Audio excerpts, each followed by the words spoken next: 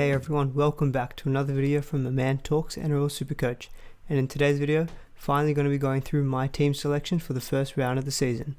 Let's get into it. So after much hair pulling, a lot of tinkering, we've finally been able to get to a team that I think I'm pretty happy with. If the lockout was, in 5 minutes from now, I don't think I'd be making any changes to the side. So that's the kind of positive way I'm going to be thinking about my team. And so hopefully you guys will take some use out of the kind of, reasoning behind why I've chosen certain players. Start off looking at the forwards. So I've gone with the cheap hooker route that I've mentioned in my previous team build video. I think Connor Watson being named at number 13 offers really great value, and I think he's going to be a safe pick to have at my starting hooker position. And with Jacob Little, I think at 247k, with no Jake Simpkin on the bench, even though there is question marks given that Moses Mbai might potentially at number 14 take some of his minutes from round 2 and potentially even in round 1, with Tommy Talau taking up the 5'8 spot in round 1 and Mbai giving Little a spell playing at hooker. I still think Little is still a relatively safe bet, and I think he's obviously, without Simpkin on the bench at all, I think the Tigers obviously think that Little is going to be their primary hooker, and so I could expect somewhere even between say 50 to 60 minutes potentially with him, and so I think he'll be a good cash cow option to begin the year. So I'm very comfortable having those two being my starting hookers. Obviously I would like having some people like Damien Cook or Coruscant, or even in the mid-range category with Jaden Brayley or Josh Hodgson, definitely were considerations. But with what I wanted to do with the rest of my team, I thought this was a good approach for me. So that's why I've gone with these two relatively cheap hookers. Moving on to the front row forward, I'm really happy with the kind of two front row forwards that I've been able to get. Takeaho, who I think will be maybe in the top 3 front row forwards for the whole season, given that he already was coming off a good season last year, averaging around 63 points from about 57 minutes of game time. Given that added responsibility of the goal kicking, I can already see his average bumping up by another 5 to 10 minutes, and I don't really see any reason why his minutes would decrease. If anything, they might potentially increase, with Waria Hargraves taking maybe slightly of a lesser role with the Roosters forwards. So I think Takeaho, yes, he's pretty expensive at 560k, but I think I'm very comfortable having him to start my season, and I think he'll be a great gun front row forward option, one I'm very happy to have. And next I've got Christian Welsh, who at 450k is going to be that really popular kind of mid-range front row option.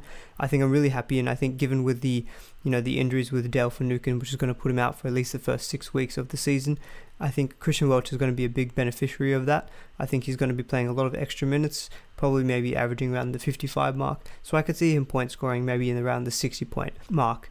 And so as a result, I think Christian Welch is then going to be a really good value option in front row. And so I'm very happy to have him in my team as well. And on the bench, just gone with Spencer Linier and Stefano Oichkamanu, two very popular kind of cheap front row options.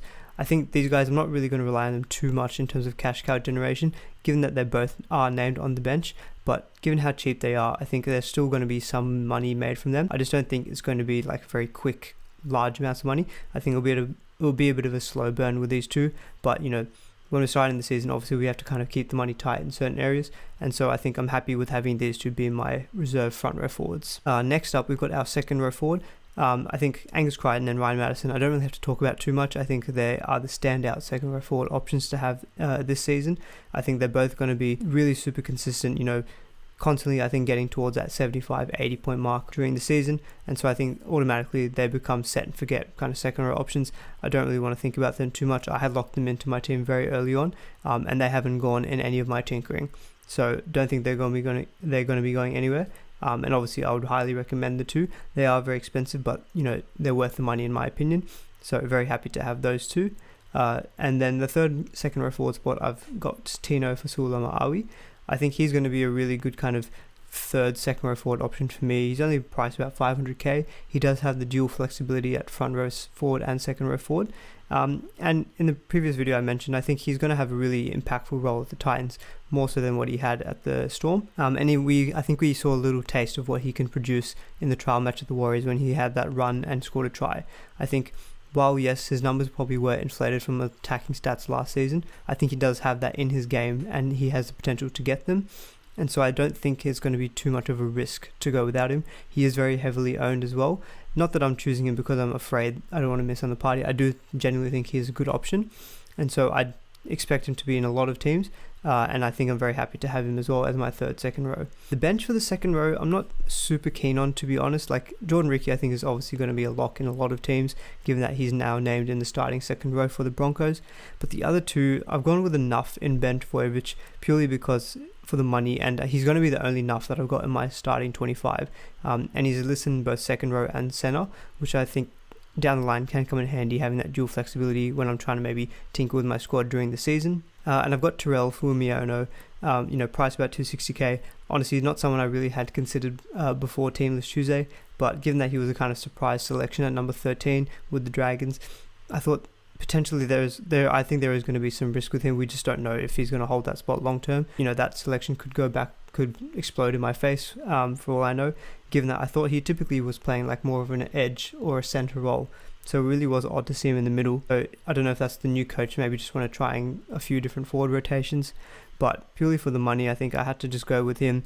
If obviously he kind of pans out that it's not a good option in the next couple of weeks, I can maybe hopefully downgrade him to maybe another cheaper option, so like say a Ryan James, if Ryan James actually ends up having a decent amount of minutes. The reason I haven't gone with James is because I think given the forward depth at the Raiders plus the return of the two Corys to the Raiders outfit once they come back from their suspension, I feel like Ryan James is going to be the one who gets pushed out as a result, which is why I haven't gone with him. At least Fumiano I know is named and is starting at number 13, so I can hopefully hope for some good minutes. I'm not going to be playing him in my 17, but hopefully he can make some money to begin the season. And moving on to the backs, Nathan Cleary, set and forget halfback option. I think I made it plainly obvious in my halfback video that he is the standout halfback option, and so he's an absolute must for me, and he's not going anywhere. Reserve halfback spot was interesting. I have been kind of struggling between whether I want to be getting like a backup halfback or if I just want to go the really cheap route and just go with like Sam Walker from the Roosters, who's at 173k. I've landed on going for a backup half. I think it does help in that if potentially Cleary does go down with injury, we don't have to use a trade to trade him to another halfback. We do have someone who can fill in for him. And the two options who I was considering in that kind of 400k mark were Jamal Fogarty and Chanel Harris-Tavita. I was on Harris-Tavita for a long time, but just looking at the numbers and the draw for the two sides respectively, I think I've been leaning a bit more towards Fogarty. Harris-Tavita does have dual flexibility, which I think does come in handy during at different points in the season. And I do think Harris-Tavita actually probably has got a lot more upside in him than, say, Fogarty. We haven't really seen Harris-Tavita in the trials, and that does pull me off a little bit. And it's actually just come out today that given that he's returning from his quadriceps injury, Cody Nikorima is actually going to be taking the goal-kicking duties at least in round 1 for the Warriors. So, potentially, obviously, I would expect Harris-Tavita to take the goal-kicking duties back when he's ready to do so. But you never know, potentially Nikorima could be kicking really, really accurately and they decide, he could just be the goal kicker. And that was one of the appeals of Harris-Tavita, in my opinion, was his goal kicking benefit. But at least for round 1, he doesn't have that. And I think overall, looking at the first 6 games, I decided that the Titans, I think, have a much better draw overall compared to the Warriors. And I think Fogarty is also going to have the goal kicking duties. And so at similar price, I was happy to go with him. I think the Titans overall, I would expect to perform slightly better than, say, the Warriors. And I think, if you expect to be scoring more tries with the likes of Fafita and Tino, with Fogarty getting more points from goal kicking, I think that does make him a little bit undervalued. And so I think he'll be a good kind of mid-range halfback option who he can sit behind Nathan Cleary. At 5'8", I've kind of deviated away from the the kings of the 5'8" in terms of Cody Walker and Munster. I've actually gone for Dylan Brown, a bit of a pod option. I was really kind of, for money's sake, I was really tossing up between, say, him and Jerome Luai. I think Jerome Luai is going to be a really, really popular option to begin the season, given the Panthers' really good early draw and the kind of form that they already showed in that trial match against the Eels. I think he himself looked really good. And so I wouldn't argue with anyone in terms of picking Luai over Dylan Brown. The reason I've gone with Dylan Brown, though, is I think I just feel a bit more comfortable given that he's got a little bit of a higher base than Luai. And I think the Eels do have a good kind of overall draw in the first 6 to 8 rounds. They do have a tough game against the Storm in round 2, but their first game is against the Broncos, and I think that's a really good matchup for the Eels. I think the Eels themselves are a very settled side in terms of their 1 to 17. Not many changes from the previous season. There is potentially a question mark over the switch of Dylan Brown, I think, moving from, say, the left side of the attack to the right side. I think that's all due to, I think, the coach wanting to kind of reinvigorate that Eels attack, because that really did peter out at the back end of last season. But I think Dylan Brown, is coming into another year and he showed so much promise already in his rookie season. I think he's a really strong runner of the ball. and I think given the new rules, I think that might suit his kind of game style. So I'm quite happy to have him as a bit of a pod option. I'm hoping that that kind of high base that he's got, compounded with potentially a good amount of attacking stats, will give him some good value to begin the season. And for the money, and not even for the money, I think Cody Walker and Munster obviously I think will be the two best 5'8 options. I was just looking at their kind of draw, and I just don't know how good the early draw is for both the Souths and the Storm, whereas the Eels I prefer, Panthers I prefer. So I was kind of happy to take a step down at the 5'8 position and go into what I would say is the next tier below Walker and Munster, would say like Dylan Brown or Luai, who I was also considering as well. But overall, I'm pretty happy with Dylan Brown. Bit of a pod option for me. It's not all about having pods, but I think it is nice, and I think he's going to be a good pod who should hopefully score well for me. And in my backup 5'8 spot, I've got Lachlan Lamb, who I've kind of touched on previously as well.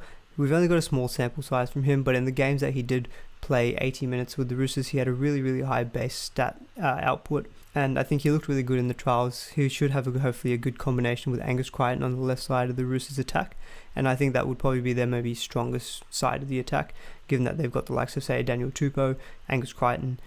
Teddy will obviously chip in there as well. So I think Lachlan Lamb is hopefully going to benefit with some attacking stats to go along with, I think, a pretty good base floor. So I'm very happy to have him as well. Obviously, other considerations I had in this position were like Matt Moylan or Tex Hoy. Tex Hoy, I kind of have flagged the risk that he's more of a short-term option, given that he's kind of a placeholder until Kalen Ponga comes back.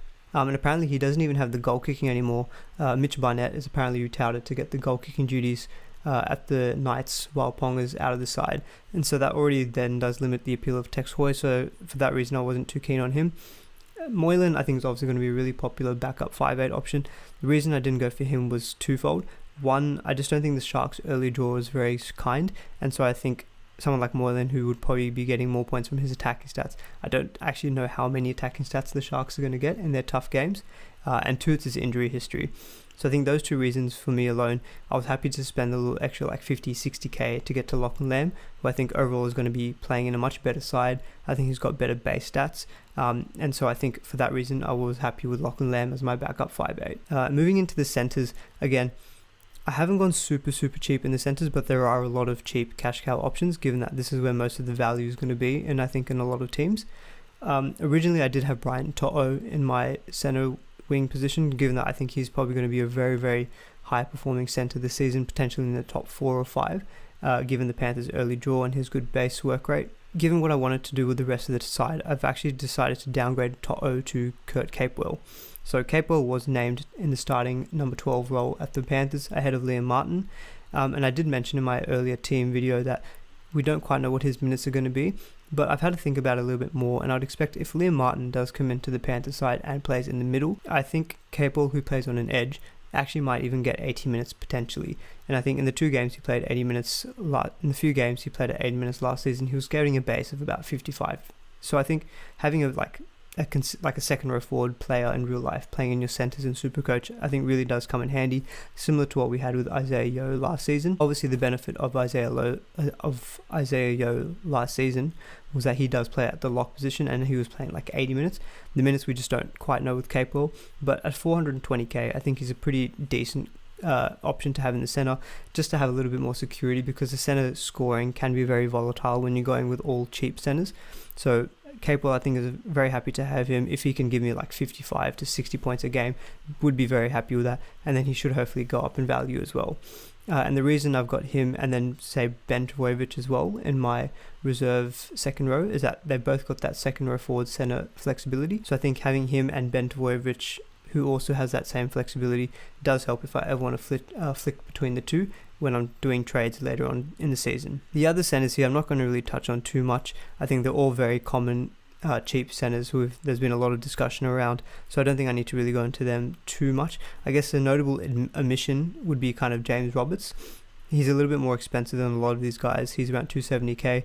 The reason I haven't gone for him was mainly the money. I just couldn't really make the money work with what I wanted to do with the rest of the team. But I think even with the Tigers, they've got a pretty tough start to the season, and I've already got Dane Laurie, so I wasn't quite comfortable having so many, of the Tigers backline in my starting team. Obviously, if he does really well, I'll have to reconsider and see how I can maybe get him into the team before he rises up in price. Potentially that might even mean if, say, Charlie Staines, doesn't do too well over the first 2 games, maybe flicking Charlie Saints for James Roberts. I do have about 15k left in the bank with this current team build, so it could even mean, going from someone like, say, Fasulama to Roberts, and combined with another trade, that might be able to get me there as well. But yeah, very cheap centre aside from Kurt Capewell, which I think I'm pretty comfortable with. I think having Capewell would add a little bit of security to the centre scoring. And finally, in the fullbacks, I don't think I really need to talk about these two that much either. James Tedesco and Ryan Papenhuyzen. I think they're going to be kind of like the one and the two most popular fullback options to begin the season. Tedesco, I don't really have to talk about him too much. Obviously, you guys probably already know I love the guy so much, and I think he's going to be set and forget captain option during the whole season. And I think I'm not comfortable to kind of wait for and hope that his price might go down to begin the season. I'm going to get him into my team to begin the year, and then I'll feel a lot better about my side in general. And then in the second fullback spot, Ryan Papenhuyzen, pretty happy with him. I think the Storm do have tough games to begin the year, but it's the Storm, Obviously there are concerns given that they don't have Harry Grant anymore, who would have been one of their chief creative players, but I have faith in the Storm to still perform well. And he does have that added bonus of goal kicking now, which, already I can see that adding maybe 8 to 10 points a game to his average. So I think even though he is pretty pricey as well at 630k, I think he's going to be a very, very solid option. The only other players I really considered in that position were, say, Brimson or Gutherson. I think both of them two both have really good draws to begin the season. Brimson is a little bit more expensive than Papenhuyzen, and I think given that Papenhuyzen has that goal kicking, it was hard to kind of justify Brimson over Papenhuyzen. Gutherson I could see a good argument for as well. He does actually have a very good record against the Broncos, who he opens up with. I'm pretty sure he scored over 100 points both times last season when he played the Broncos. So, if you want to really go off, start your season off with a flyer, you can maybe pick Gutho if you want to instead of, say, Papenhuyzen. I think Papenhuyzen is someone I'm going to be wanting to get into my team anyway, so I think just trying to save the trade and just get him to my team to start the season, I think I feel a lot better about that. But yeah, overall, that's my team, guys. I've got about 13k left in the bank with this squad. I'm pretty happy with it. I think one of my priorities was, aside from, say, the hooker, was to try to get at least one kind of good mid-range / gun option in every position, just so that if price changes do kind of occur as, maybe how I don't expect, it gives me some flexibility to say I have got someone of a good price point in that position who I can, say, downgrade to a cheaper option if they're expecting to go up in price. So I think I'm pretty happy with that kind of structure. Obviously, there are going to be some notable omissions, say, like there's no Munster, there's no Cody Walker, who are both very well owned. There's no David Fifita, who's a very popular second row option. Obviously, no Damien Cook, no Coruscant. But I think it's very easy to look at your team and see what you don't have. I think what's really important is to focus on what you do have, and that will help you also just kind of be more confident in your selections and overall.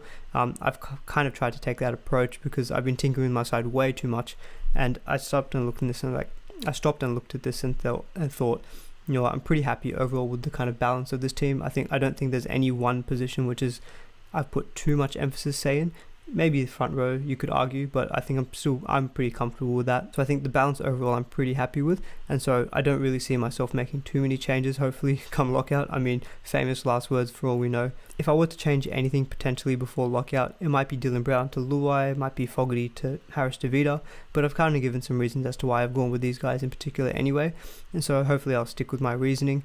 But aside from that, I don't really see too much changing with this team. So I actually wanted to quickly throw this up as well. This was actually a team that is made of players who are the most commonly owned currently in SuperCoach. I thought it was actually really interesting to look at, just to kind of, for myself to even benchmark, well, not necessarily benchmark, but just compare how my team is stacked up against what, the wider population of SuperCoach players think is what they think are the best options, basically.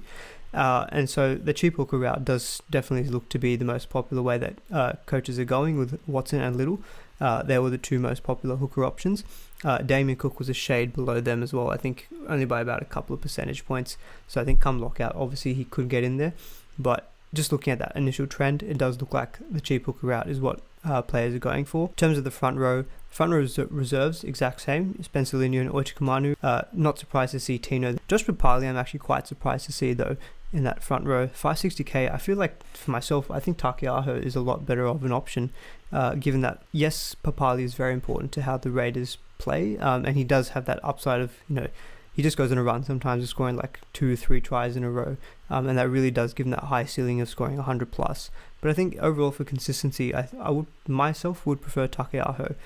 I think Papali does have that disadvantage of the Raiders just have a lot of good quality forwards, so I think it's very easy to kind of justify giving Papali rest at certain times during a game, especially also when it gets towards the end of the season, although that is a long time away. But yeah, Papali I was a little bit surprised to see. Like, I would prefer kind of Takeaho myself, but I do understand the reasoning. He does have a very high upside, so I can't really fault too many people for going for him, but just not the direction that I'm going.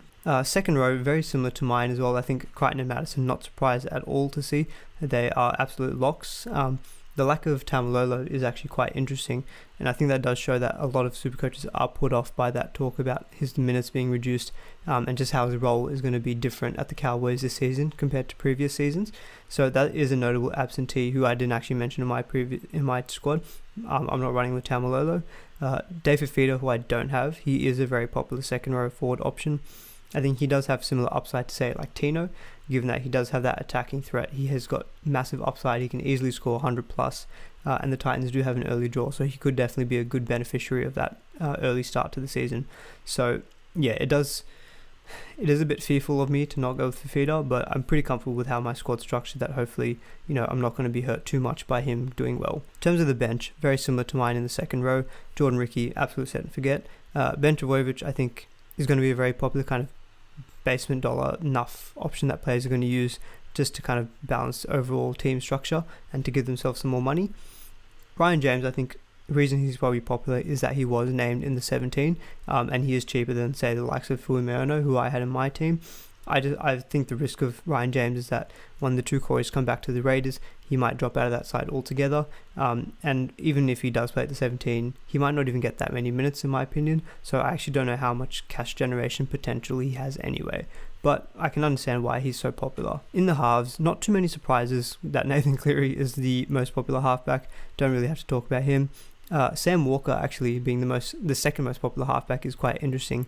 I think it shows that a lot of players are looking at not really going with a backup half and are just thinking about going real cheap in that reserve spot to then, use that money elsewhere in their side. Say, for example, in my team, I've got Fogarty, but as a result of having Fogarty, I can't really upgrade my 5'8" to anything higher. Whereas with this approach, you can go from Sam Walker to Cam Munster, who is the most popular 5'8" option, alongside Moylan as the backup as the backup 5'8". Munster, I think I'm kind of going a little bit against the grain by not going with him. I can completely understand why he's the most popular. He's probably going to be one of the highest averaging 5'8" this season. For me, it's just like with how I wanted to balance my team, it was just really difficult to get him in. He was in my very first kind of draft team, but as I've kind of tinkered with my side a little bit more, I found it was a bit hard to fit him into my team without sacrificing really in areas that I didn't really want to. So that's the reason I haven't gone for Munster. The Storm do have a tough start to the season, so potentially, he might go down in price, but I don't really like using that argument with these kind of players who can go massive in any game, regardless of opposition. So yeah, I'm a little bit fearful of Munster, given that he is so highly owned, but I'm hoping that it pays off and that he has maybe a bit of a slower start to the season. Matt Moylan, again, I can't really fault the popularity of him. He is cheaper than Lachlan Lamb, who I've got in my backup 5'8" spot, but I've given my reasons as to why I'm not going Moylan. There's a little bit of risk there in my opinion, but I think given that he does provide that kind of 50 to 60,000 saving compared to Lachlan Lamb, I can see why he's so popular. What is interesting about the centres is actually, I think it seems most players are going for real cheap in the centres. So, they're going for the usual names like Staines, Tessinu, Laurie, Simonson, Roberts, Saab, and Suwali, actually. A bit of a popular kind of nuff, basement dollar option that people are going for. I think that does actually show that if you do have guys like, say, Capewell, or even if you want to extend to guys like Brian Kelly, Brian To'o, I think that does put you at a little bit of an advantage and in a bit of a pod territory, given that it seems the majority of players are going to go real cheap in the centres. So that is something to consider maybe when you're building your side. If you do feel like you want to have a little bit extra money in the centres, you could go with players like that. Even players like Averillo, Ramus Smith, who I think are going to be good mid-range options, or even Blake Ferguson. So I think that is potentially something to keep in the back of your mind when building your team before the lockout tomorrow. Maybe it is worth paying a little bit more in one of your centre positions if you are trying to maybe separate from what the majority of people are going to do. I've kind of done that to an extent by getting in Kurt Capewell, and of those centres there, I don't have James Roberts, given that he was a little bit more expensive compared to the rest of those cheap centres, and that I don't really love the Tigers' start to the season. Fullbacks, as I said, I completely expect these two to be the most popular fullbacks, exact to what I've got as well. So yeah, no surprises that these are the most two popular. I'm not going to go through the reasonings as to why they're the most popular. I've kind of done that already. So yeah, not surprised to see Tedesco and Pappenhausen as the two most popular fullbacks to begin the season. Well, that's it, guys. We made it to the end of the video. Hopefully me going through my team and also the most commonly owned players hopefully gave you some ideas as to maybe how you want to build your squad to begin the season, and hopefully that, guys, gave you some ideas as to the kind of thought process that I've gone into how I've selected the players in certain positions. So hopefully you guys found some value out of that. If you did like the video, would really appreciate a thumbs up, and if you haven't already, please do consider subscribing, as I'll be continuing to putting out videos throughout the NRL SuperCoach season. Until then, I'll see you guys in the next video.